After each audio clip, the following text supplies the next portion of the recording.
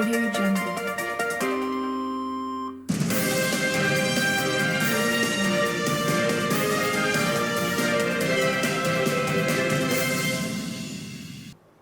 दोस्तों नमस्कार, मैं मनोज कुमार शर्मा एक बार फिर आपके बीच में। दोस्तों आज मैं सवाल उठाना चाहूंगा नीचे से लेकर के ऊपर तक, उन लोगों के बारे में बात करना चाहूंगा जो लोग अपने घर का चूल्हा सरकार से मिलने वाली तनख्वाह पर चलाते हैं। मैं उन लोगों का सवाल उठाना चाहूंगा जो एक मजदूर से लेकर पायलट तक हैं। मैं बस दो वर्गों की बात करूंगा। मैं आशा बहनों की बात करूंगा, आंगनवाड़ी में काम करने वाली बहनों की बात करूंगा जो बहुत कम पैसों में काम करती हैं, जिनका घर चलाना मुश्किल हो जाता है। उन शिक्षिकाओं की बात करूंगा जिनको गवर्नमेंट में रखा गया है संविदा पर। उनकी तनख्वाह 6 या 7 हज़ार या 8 हज़ार, एक लेबर से भी कम। यदि उसकी तनख्वाह को मापा जाए तो वो उस तनख्वाह से भी कम है जो मनरेगा में मिलती है। लेकिन साहब इनको तनख्वाह नहीं मिलती है, टाइम पर तनख्वाह नहीं मिलती है, टाइम पे पेमेंट नहीं मिलता है। जब से मोदी साहब के चरण इस देश की गद्दी पर पड़े तब से सब कुछ खराब होने लगा है। इंस्टीट्यूशन तो खराब हुए, चाहे सीबीआई हो, चाहे आपका इन्फोर्समेंट डायरेक्टर हो, या मतलब जो भी थी संस्थाएं। मैं तो इतना बड़ा नेता हूं नहीं, लेकिन जो पढ़ते हैं समाचार पत्रों में और जो जानकारी मिलती है उसके हिसाब से लगता है कि मोदी जी ने सारी संस्कारी संस्था क्या कहूं, सरकारी संस्थाओं को संस्कारी बना दिया है। और संस्कारी इस मामले में बना दिया है कि उनकी पेमेंट ही गायब हो गई है। बहुत से लोगों को तनख्वाह नहीं है, बहुत से डिपार्टमेंटों में छटनी हो गई है। चाहे बीएसएनएल का डिपार्टमेंट ले लीजिए जो एक रीढ़ की हड्डी माना जाता था।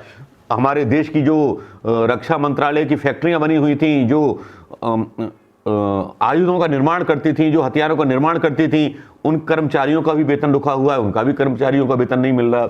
और साहब एयरलाइंस के लोगों का भी वेतन नहीं मिल रहा। अब तो जेट एयरबेस पर बात आ गई है। जेट एयरबेस के कर्मचारियों को वेतन नहीं मिला है और उनके कर्मचारियों को चिंता है कि साहब हमारा वेतन मिलेगा कि नहीं मिलेगा। उन्होंने लोन लेकर के बड़े बड़े महंगे लग्जरी फ्लैट ले रखे हैं। अब पता नहीं पेमेंट मिलेगा तो उसका भुगतान होगा, वरना जो रकम उन्होंने बैंक में दे दी या किस्त में दे दी वो भी जब्त हो जाएगी। तो मोदी जी आप बड़ी बड़ी बातें करते हैं, बड़ी बड़ी चीजें बोलती हैं कि आप चौकीदार हैं देश के, लेकिन इन जनता का चौकीदार कौन है?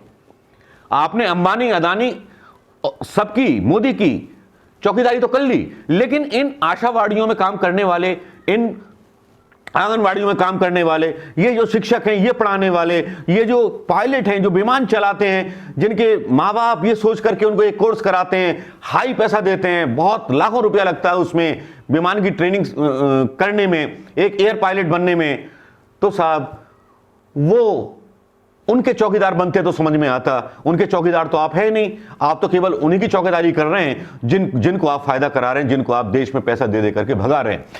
कितना अच्छा होता कि एक ऐसा प्रधानमंत्री होता जो इन लोगों की भी चौकीदारी कर लेता, इन लोगों के हक की भी बात कर लेता, इन लोगों के लिए भी कोई कानून बना लेता, इन लोगों के लिए भी कुछ ऐसा कर देता जो उनके बच्चे भूखे ना मरते, उनके पैसे ना मारे जाते।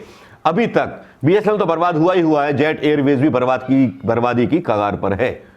जेट एयरवेज भी बर्बादी की कगार पर है। तो दोस्तों देश में फिर बचा क्या है? किस आधार पर यह भारतीय जनता पार्टी बोलती है कि हमने साहब विकास किया है? क्या विकास किया है? दावा करते हैं अमित शाह कि साहब हमने घर घर बिजली पहुंचा दी। क्या बिजली पहले नहीं आती थी? आपसे पहले बिजली थी नहीं क्या? घर घर बिजली थी। आप बोलते हैं साहब सिलेंडर दे दिए हमने, औरतों को चूल्हे से निजात मिल गई।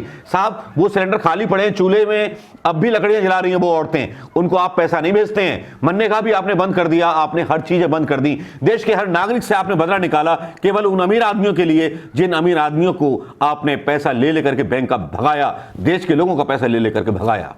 इस पर भी कोई बात कर ले कि उनका कोई चौकीदार कौन, उन लोगों का चौकीदार कौन होगा जो लोग आज एक आहावरी दृष्टि से देख रहे हैं कि कल शायद उनकी नौकरी हो ना हो, उनका भी हाल कहीं विजय माल्या के किंगफिशर जैसा ना हो जाए। जेट एयरवेज वाले एम्प्लॉय हों या फिर आंगनवाड़ी वाली काम करने वाली गांव की वो एक ऐसी महिला जो अपने बच्चे को खाना जब दे पाती है, अपने घर की सब्जी जब बना पाती है, जब वो अपनी तनख्वाह सरकार से ले पाती है, टाइम पर मिल पाती है।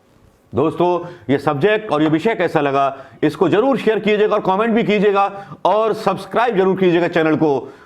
मेरा इतना मानना है कि ऐसे मुद्दे देश की जनता के बीच जरूर जाने चाहिए। दोस्तों नमस्कार, जय हिंद।